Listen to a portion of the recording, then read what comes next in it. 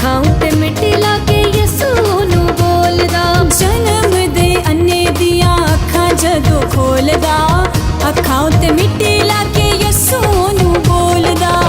तोले जाके विच शलोक दे, तोले जाके विच शलोक दे, तू की हर वेले रहना है मंगदा। अपनी कलीसिया च चलदा फिरदा, मौजज़े ओ वंडदा फिरदा।